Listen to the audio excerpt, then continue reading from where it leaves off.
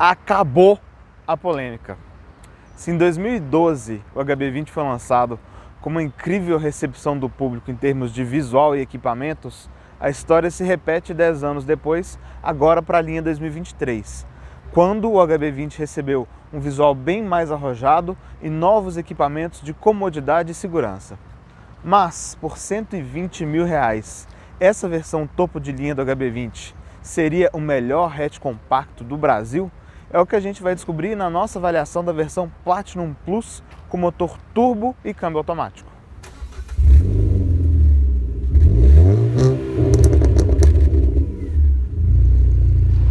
E se você for comprar um carro usado seminovo, não deixe de usar o serviço de consulta veicular da Olho no Carro. E com o cupom de desconto do DriveOn você ainda garante 15% de desconto em todas as consultas. Link na descrição do vídeo.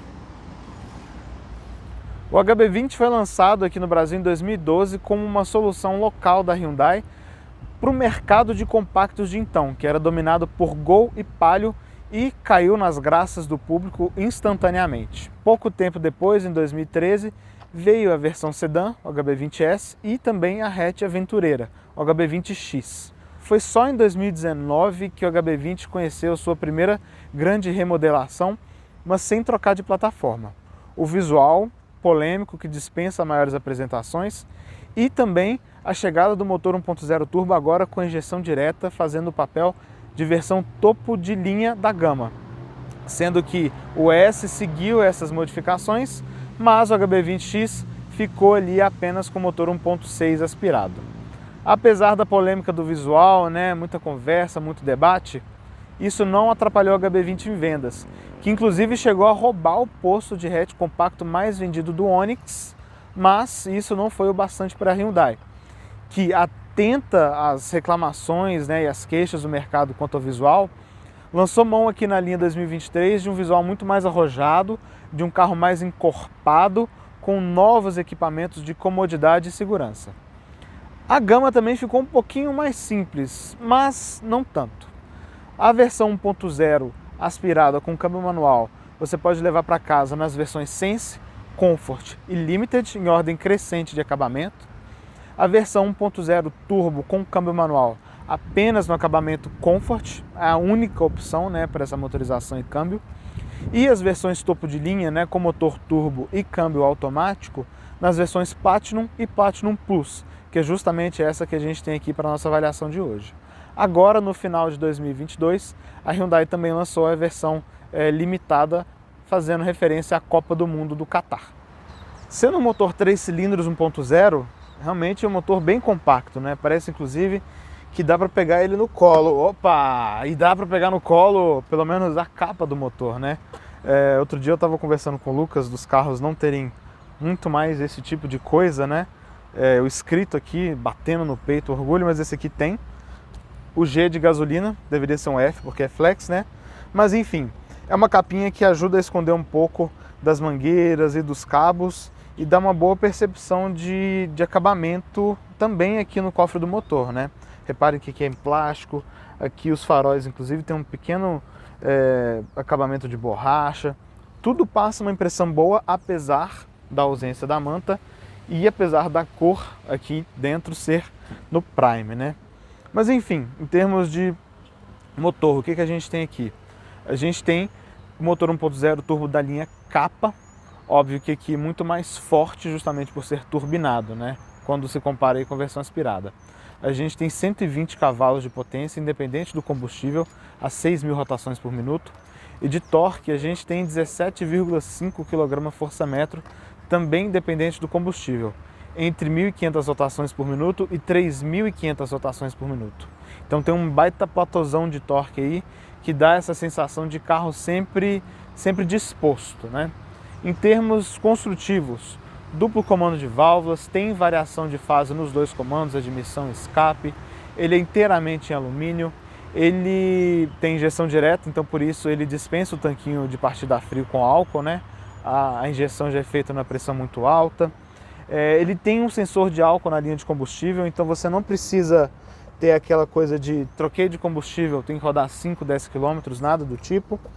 E como muita gente gosta e é típico na indústria oriental, a sincronia das polias é feita por corrente.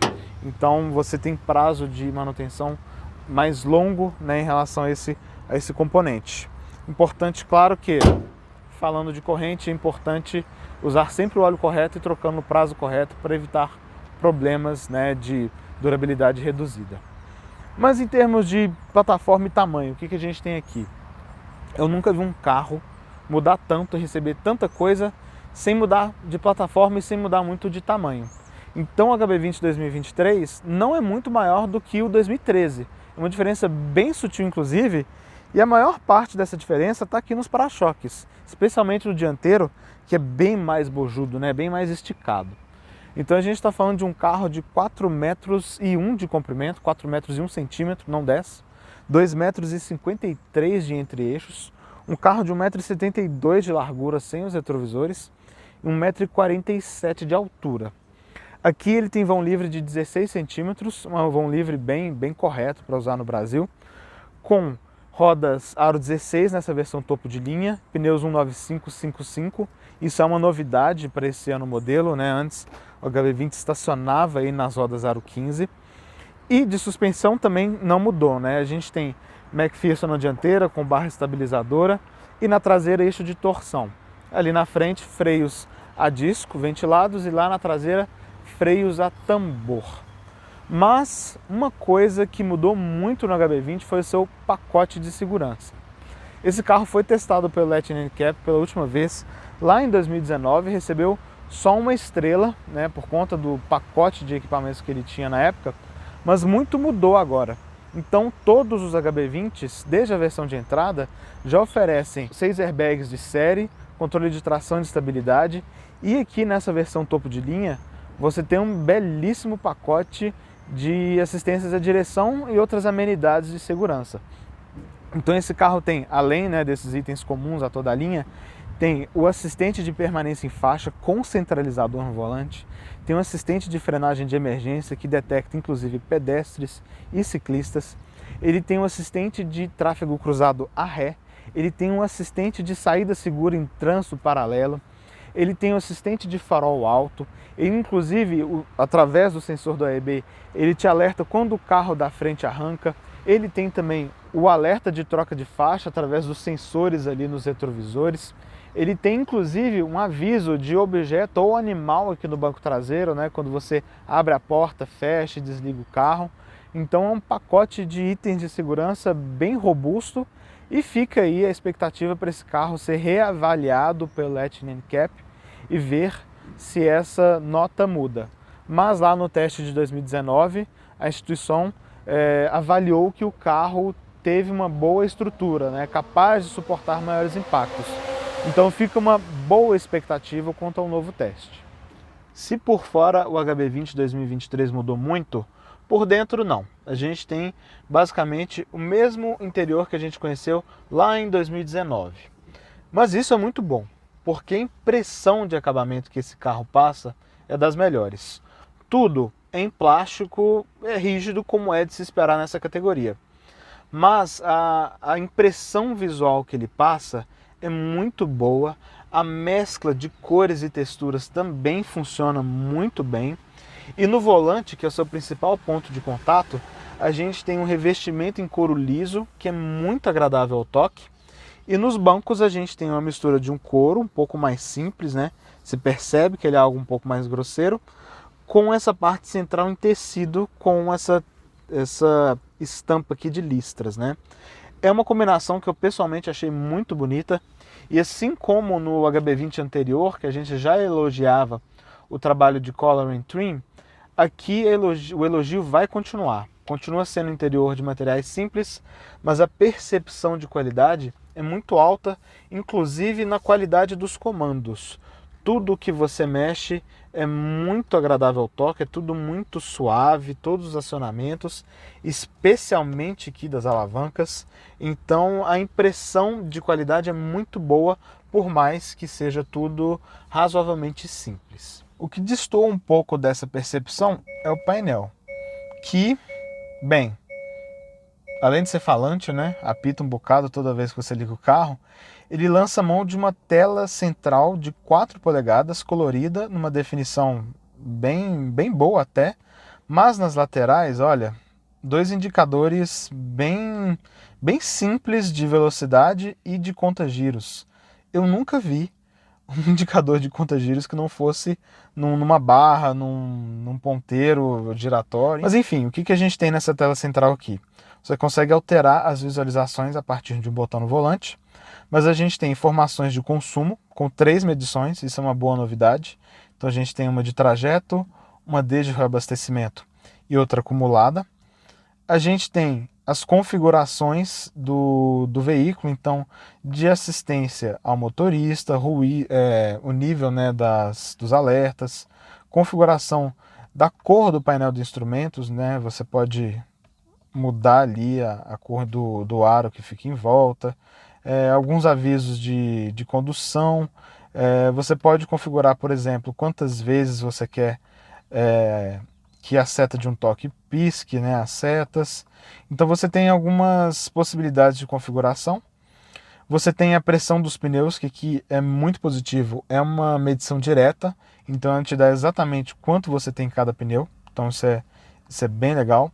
E a gente tem uma tela aqui indicando o funcionamento dos assistentes à condução. No caso aqui o carro está parado, desligado, né? Mas vocês conseguem ver ali o desenho de um veículo na faixa.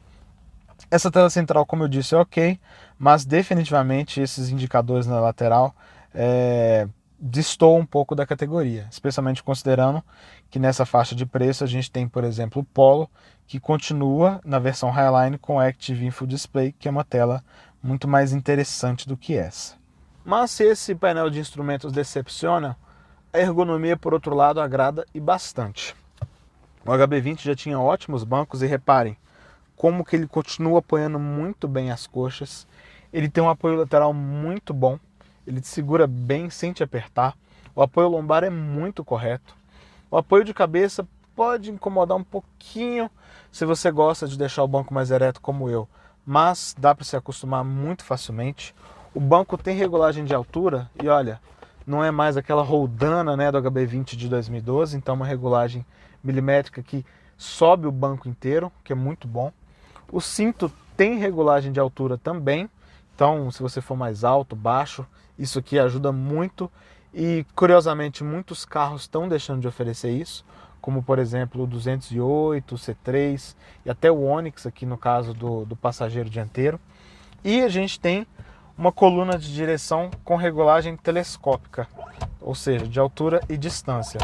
E num campo bem bom, olha, você consegue se encontrar bem aqui. Se você gosta de deixar o volante mais próximo como eu, você ainda vai achar uma posição legal aqui, mesmo se você for mais alto e precisar deixar o assento mais recuado. Então, em termos de ergonomia, muito bom. E aqui nos pedais, eles têm uma centralização muito boa também com o banco, assim como o volante, muito bem centralizado. E importantíssimo, a gente tem um apoio para o pé esquerdo, né, o que seria um quarto pedal aí, considerando um carro com câmbio manual. Então é muito cômodo, é um carro com uma ergonomia muito legal, inclusive para fazer viagens mais longas. Então, se você for comprar um HB20 pensando nisso, acho que esse carro aqui vai te atender muito bem nesse sentido. Na central multimídia a gente tem uma tela de 8 polegadas, mas assim como no painel de instrumentos, o brilho dela não é muito bom e ela é bem suscetível a reflexos, né? Então, sob luz forte, fica aquela impressão de que o brilho poderia ser maior, especialmente as cores.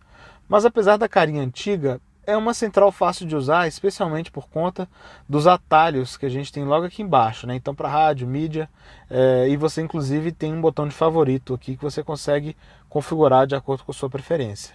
E ótimo, tá vendo? O volume aqui muito fácil de usar. Como vocês estão notando, ela tem também um espelhamento para Android Auto e Apple CarPlay. E é um espelhamento sem fio. Aqui eu devo dizer que o espelhamento funcionou de maneira muito estável, então os parabéns aqui para a Hyundai. E, bem, a definição não é das melhores, né? Acho que fica uma certa impressão de uma tela um pouquinho mais antiga nesse sentido, mas usabilidade fácil, sem nenhum problema. E além da central multimídia, ele tem também o Blue Link, que é o serviço de conectividade da Hyundai, que vai possibilitar que você controle o seu carro pelo celular, né? Veja onde ele está, alguns dados de telemetria, serviços de concierge, assistência e Wi-Fi embarcado aqui no veículo. Inclusive aqui no retrovisor, como vocês podem ver, a gente tem o botão, né, o B para falar com a central, e o botão de SOS caso, né, você tenha algum problema aí.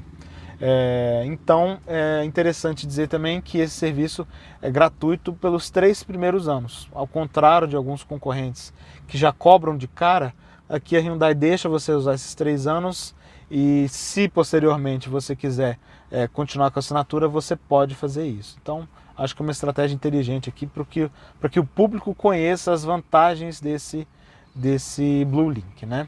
Em termos de equipamentos, o que a gente tem aqui? Óbvio que sendo uma versão topo de linha de quase 120 mil reais, falta muito pouco para a gente poder considerar esse carro bem completo. Então, olha, a gente tem um ar-condicionado automático de uso facílimo, né? Os botões aqui são analógicos. Inclusive, um detalhe muito legal, você consegue regular a intensidade do ventilador ainda no modo automático através do botão de temperatura. Então, acho isso muito bom. É um ar-condicionado automático de uma zona, mas é normal nessa categoria. A gente tem um carregador por indução bem escondido aqui embaixo.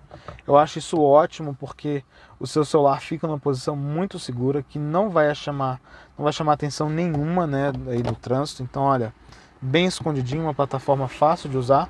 Você vê que seu celular está carregando aqui pela luz azul. A gente tem os comandos no volante multifuncional, a gente tem a central multimídia como vocês viram, a gente tem câmera de ré, a gente tem uma entrada USB tradicional aqui, uma entrada USB do tipo C. É um carro muito bem equipado, né? Farol automático, a gente tem o sensor de estacionamento, óbvio, além da câmera de ré. O que eu percebi que falta aqui é o retrovisor eletrocrômico, né? Bem estranho, porque inclusive a gente tem uma baita peça aqui, e um espaço onde seria o botão central para ligar e desligar o eletrocrômico do retrovisor. Faz falta também o limpador automático, por mais que aqui a gente tenha um temporizador regulável que funciona muito bem. E também um sensor de estacionamento dianteiro. Não que seja um carro difícil de manobrar, mas nessa faixa de preço, alguns de seus concorrentes já oferecem esse item. Além da linha traseira, a saída de ar também para os ocupantes da segunda fileira. Mas, de modo geral, agrada bastante nesse sentido, né? Vocês estão vendo aqui as borboletas, a gente tem o botão para rebater os retrovisores, que também se rebatem aí quando você tranca o carro. Então, de modo geral, uma boa dotação de equipamentos aqui que faz jus a uma versão topo de linha. E aqui atrás a gente encontra o mesmo bom padrão de acabamento que a gente vê lá na dianteira, inclusive nas portas. Lá na frente a gente tem tudo em plástico, com exceção desse enxerto aqui que tem esse revestimento em vinil.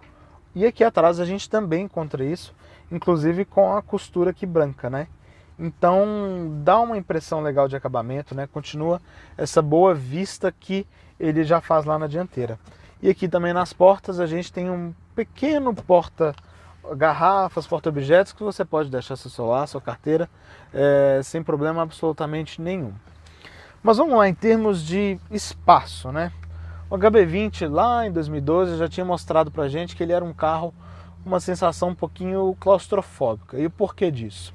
A gente tinha um banco com ponto H mais baixo, com uma linha de cintura mais alta. Então, mesmo se você fosse uma pessoa de estatura mediana, você ficava com uma impressão de estar muito afundado no carro. O que mudou agora? Esse banco, para mim, está perceptivelmente mais alto aqui no ponto H. Então, se antes você ficava, tipo assim, agora você fica numa posição mais relaxada.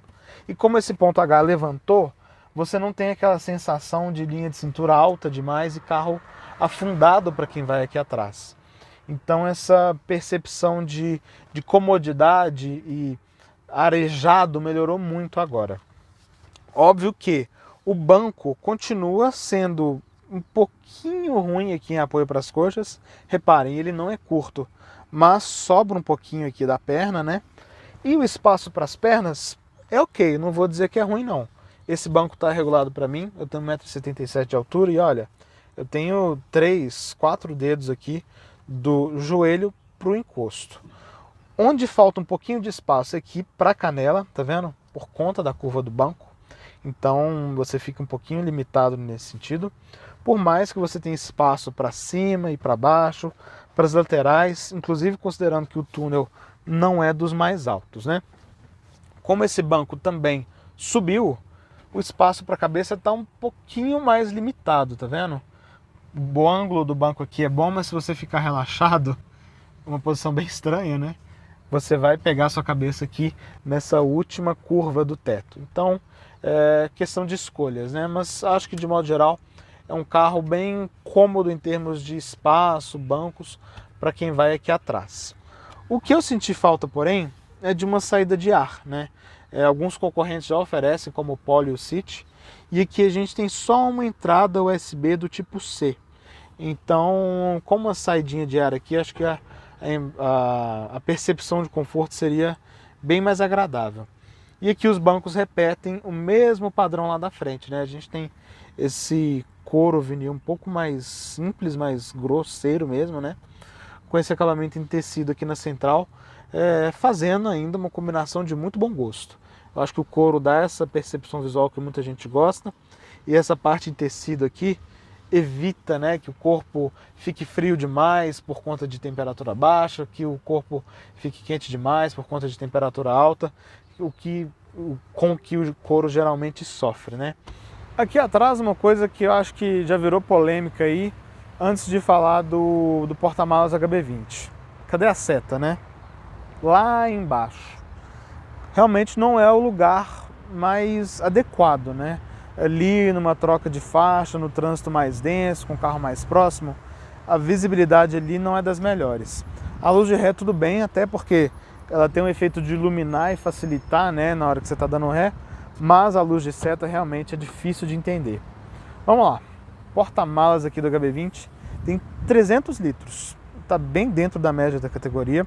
O Polo tem 300, o Argo tem 300, City, Onix e 218 ficam bem abaixo, ali na faixa dos 260 litros, mas o destaque aqui realmente é a qualidade do acabamento.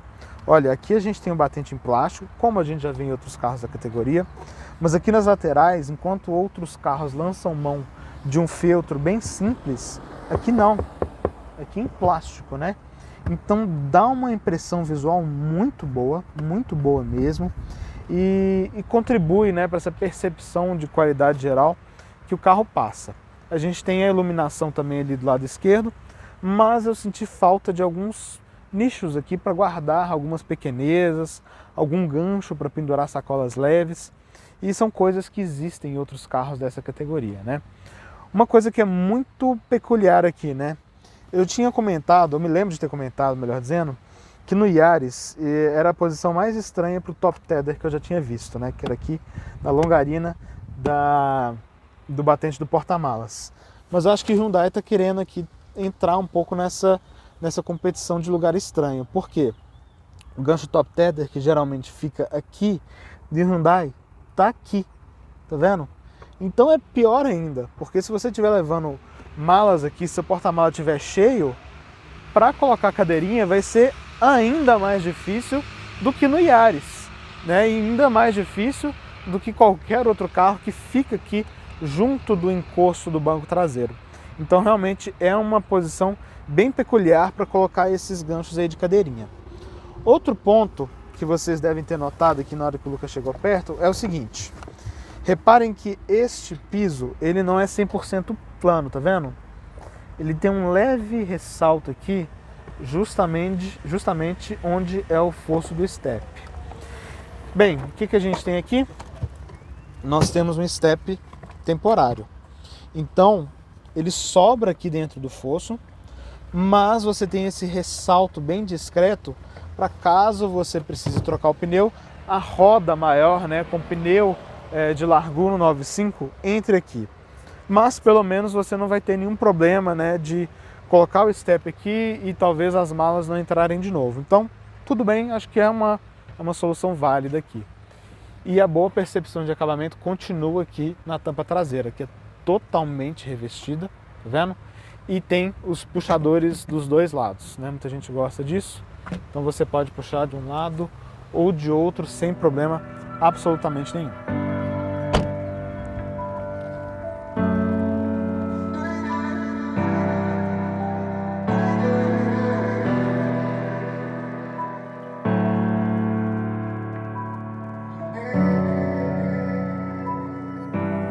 Vamos dar nossa volta com o HB20 então, e como muitos de vocês gostam de ver a chave, tá aqui a chave do HB20, que inclusive é presencial, apesar de existir o sensor para abertura só aqui na porta do motorista, e permite também a partida remota. Então se você deixar o ar-condicionado ligado ou ar quente, você consegue ligar o carro antes para chegar nele já climatizado, né?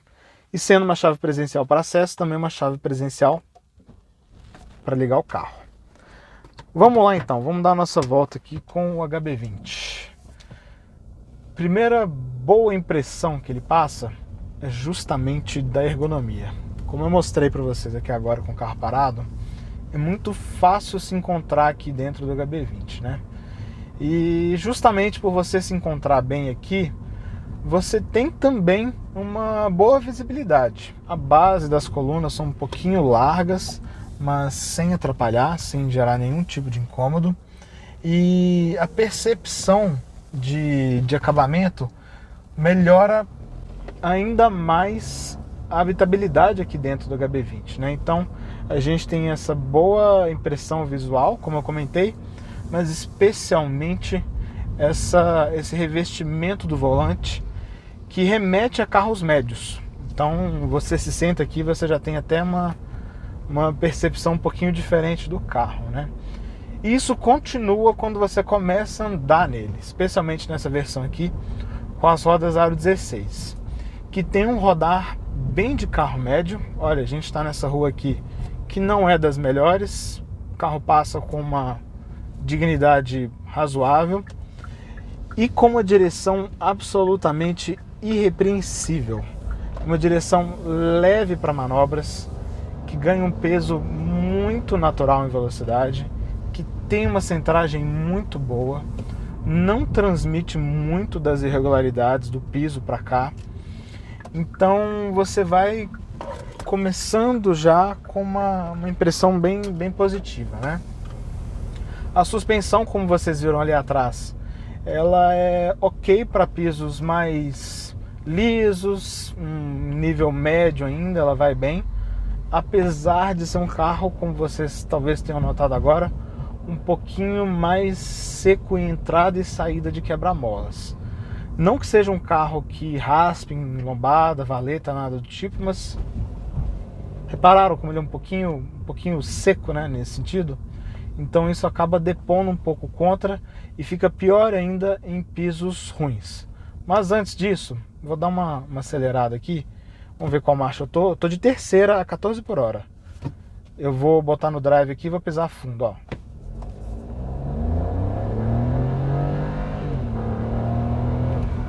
A resposta do carro é boa. Vocês viram que num espacinho bem curto de tempo aí, deu para chegar perto dos 70 km por hora sem muito esforço, né? Então um carro que tem uma pujança boa, né? Um carro que tem essa boa disponibilidade de potência desde baixos giros, o que é mérito de um motor turbo que já tem o pico de torque aí a 1.500 rotações por minuto, né?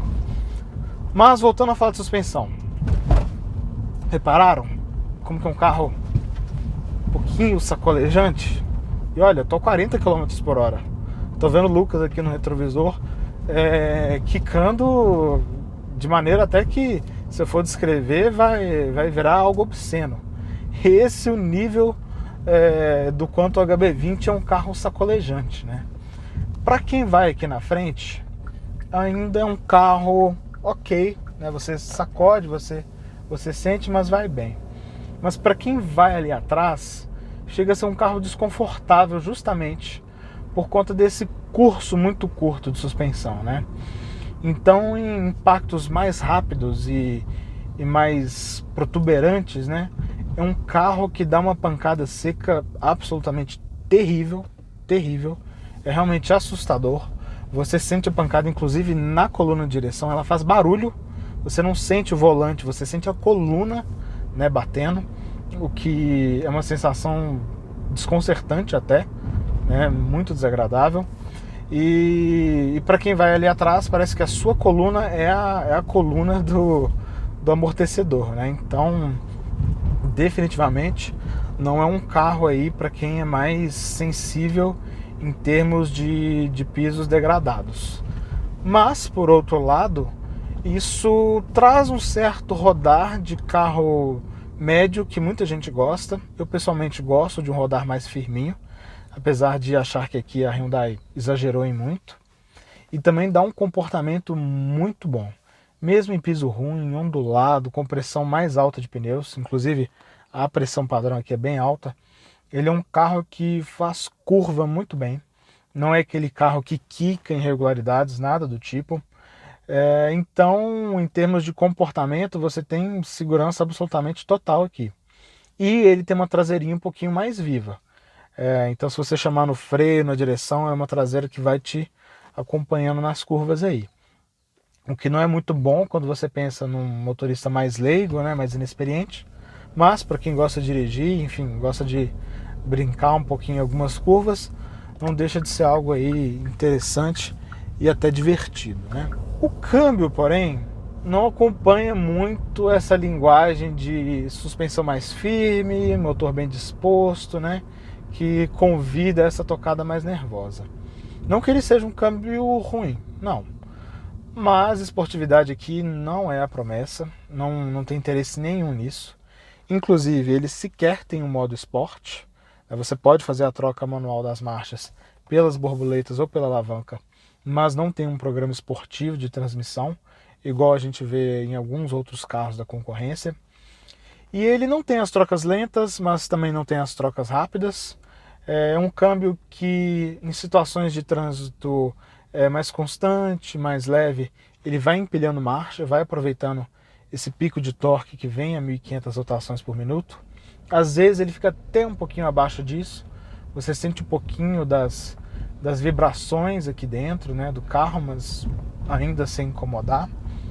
É um câmbio que, via de regra, tem trocas suaves. Algumas são um pouquinho mais perceptíveis, especialmente algumas reduções.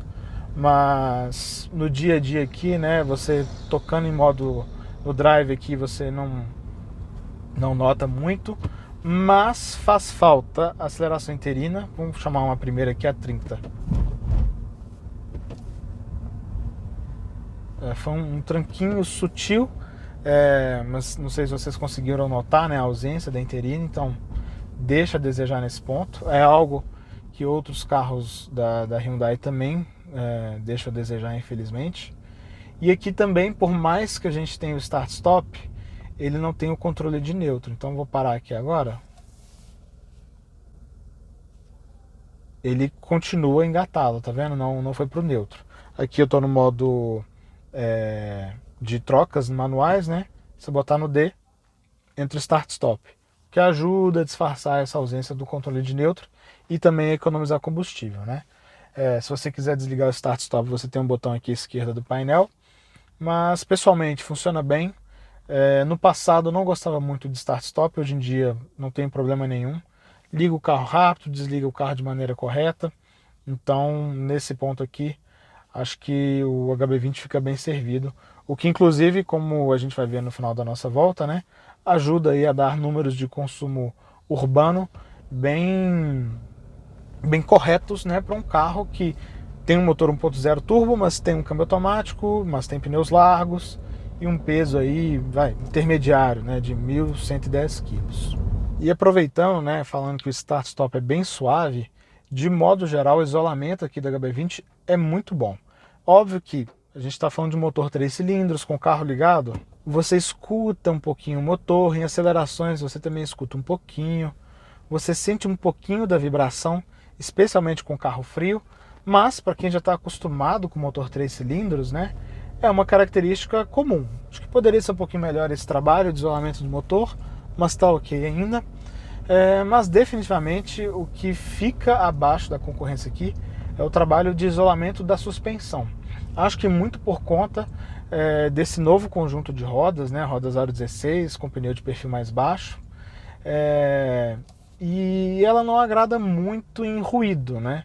É um curso curto, você escuta o funcionamento dela bastante, mesmo em pisos mais intermediários, algumas pancadas você também escuta.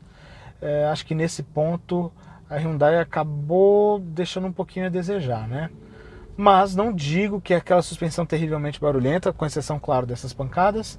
Então, via de regra, né, usando no trânsito comum aí, não é um carro que vai te incomodar nesse sentido. Inclusive, em velocidades de estrada, o isolamento é muito bom de barulho de motor, barulho de pneu, barulho de vento. Realmente é um carro que passa uma percepção de veículo superior também nesse tipo de cenário. Mas legal, em termos de consumo, como esse carro fica, né? Esses números todos urbanos sem ar. Trânsito bem pesado mesmo, aquele anda e para típico de São Paulo, especialmente na região central, ao redor de 7 km por litro. Em avenidas mais livres, andando com sinal ainda, mas sem grandes impedimentos, um urbano bem médio, ao redor dos 9 km por litro, chegando até 13 em avenidas, né, livres, andando a 60 constante, e até 18 em vias expressas, como as marginais dos rios Pinheiros e Tietê. Isso tudo com álcool. Mas o consumo rodoviário deixa um pouquinho a desejar. Andando com ar-condicionado e também com álcool, ali na faixa dos 110, 115 km por hora, um carro que ficou rondando os 12,5 km por litro. Então, é um carro que vai gastar pouco andando na cidade? Sim. Mas em consumo rodoviário ele poderia ser um pouquinho melhor, especialmente considerando que nessa categoria a gente tem vários outros concorrentes também bastante econômicos. Nossa expectativa aqui em relação ao HB20, especialmente nessa versão topo de linha, era bem alta. E apesar de alguns pontos negativos bem delicados, a gente tem 3 pontos positivos que agradaram bastante aqui no HB20. O primeiro deles, definitivamente, é o belíssimo pacote de assistências à direção que esse carro tem. A gente está falando de um veículo que tem um dos mais completos pacotes desse sentido da categoria. Para você chegar nesse mesmo nível em outro concorrente, você precisa saltar R$20 mil para chegar na versão topo de linha do City. Então você não encontra nada parecido com o que a gente tem aqui, sequer no do 208, que é outra boa referência nesse ponto. Então, para quem quer um carro compacto e valoriza muito esses itens, acho que a HB20 é uma opção bem séria a se considerar. O segundo ponto, que também é muito positivo, é a dirigibilidade dele. Ele é um carro com a direção absolutamente irrepreensível, um desempenho mais do que cumpridor, com motor muito bem disposto em qualquer faixa, essa ergonomia que te convida a dirigir por várias e várias horas, um comportamento dinâmico muito seguro, um carro com grande capacidade de fazer curvas. Então esse ponto de dirigibilidade agrada muito, mesmo se você for aquela pessoa um pouco mais desligada de carro, né? Um carro que você se senta, você se encaixa bem e que te passa uma segurança de condução que lembra inclusive de carros médios. Então, um grande mérito aqui da Hyundai ter conseguido entregar isso mantendo uma plataforma aí de carro compacto, né, que já está sendo utilizada há alguns anos. O terceiro ponto positivo é o acabamento. Seja internamente ou externamente, o HB20 agrada muito nesse sentido. Óbvio que por dentro a gente tem materiais muito simples ainda, mas a percepção visual, especialmente externa, que esse carro passa, é de um veículo de categoria superior. Algo que também nessa categoria só o 208 e talvez o City consigam fazer de maneira parecida. Então aqui definitivamente, mais uma vez, fica os parabéns aí para a equipe de Color and Trim da Hyundai. Mas nós temos 2 pontos negativos aqui que são bem críticos inclusive, e um deles já acompanha o HB20 há algum tempo, que é justamente a suspensão. Como eu disse, é um carro com uma grande capacidade de fazer curvas rápidas, um bom comportamento dinâmico, mas às custas de muitas pancadas e muitas batidas secas, especialmente rodando aqui em São Paulo. Então um carro que em pisos bons e médios, ele te dá uma sensação agradável de rodar, por mais que em algumas pancadas, mesmo nessas situações, sejam um pouco mais sentidas. Mas em pisos ruins e naquelas batidas rápidas, é um carro que realmente fica muito abaixo do nível da concorrência, que já há algum tempo conseguiu interpretar bem qual é a nossa condição real de rodagem, né? O piso brasileiro não é bom, infelizmente. A gente tem muitos buracos, muitas valetas, enfim. Algo que outras marcas já souberam ler bem, a Hyundai ainda não chegou lá. E considerando que esse é um veículo feito especialmente para o mercado brasileiro, essa dificuldade na leitura, depois de tanto tempo de mercado, ainda surpreende um pouco. Então, se você é aquela pessoa totalmente avessa a essas pancadas mais fortes, intolerante a esse ponto, acho que talvez o HB20 não seja o seu carro. E o segundo ponto negativo é o painel de instrumentos, né, o cluster ali. Enfim, é um painel que destoa e muito da boa percepção de qualidade que esse carro passa. A gente tem uma tela central ali ok, como eu mostrei para vocês, mas a questão de visualização como um todo deixa muito a desejar, seja pelo excesso de reflexos, seja pela visualização confusa ali do conta-giros, enfim, não agrada em termos práticos e também em termos visuais, jogando um pouco contra essa boa percepção de qualidade que o carro passa. Vamos agora então às perguntas que os nossos seguidores deixaram lá na aba de comunidades. Então, se você não é inscrito ainda, se inscreva, curta os nossos vídeos e você pode acompanhar com antecedência tudo que a gente está avaliando naquela semana e mandar suas perguntas para a gente responder aqui no final do vídeo. E vamos lá, começando aqui com a pergunta do Carlos Eduardo, que perguntou o seguinte: se essa mudança frequente que a Hyundai faz no HB20 pode afetar o número de vendas, já que o consumidor pode não se acostumar com as mudanças rápidas, né? Olha, tirando dessa alteração de 2019 para agora 2022, até que as outras alterações foram bem espaçadas. E mesmo assim, o consumidor parece ter recebido muito bem, porque todas as mudanças foram muito bem feitas, foram feitas com critério, escutando o que o público estava pedindo. Então, nesse ponto, acho que a Hyundai está sendo bem rápida, bem ágil e entregando, né, essas alterações com qualidade e consistência. Então, não vejo isso como um problema. O Leandro Fratoni perguntou se os assistentes são pentelhos e também qual conjunto motriz é mais eficiente, este ou do Polo. Bem, falando dos assistentes, não. Eles são muito bem calibrados.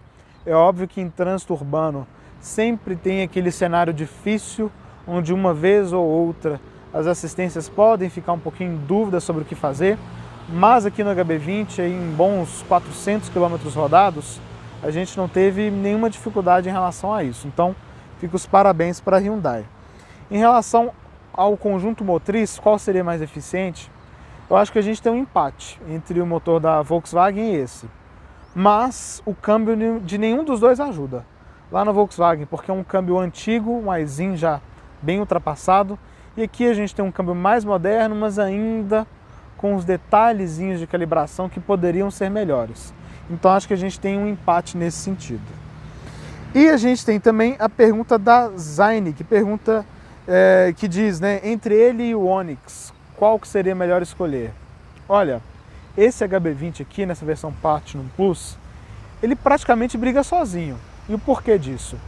O Onix não chega nesse preço e não entrega nem de longe a mesma qualidade de acabamento, dirigibilidade e desempenho.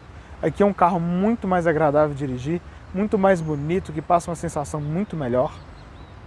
Nessa mesma faixa de preço, você não encontra nenhum outro modelo com pacote de assistência à direção tão completo como esse. O 208 chega perto, mas deixa a desejar em termos de motorização e espaço.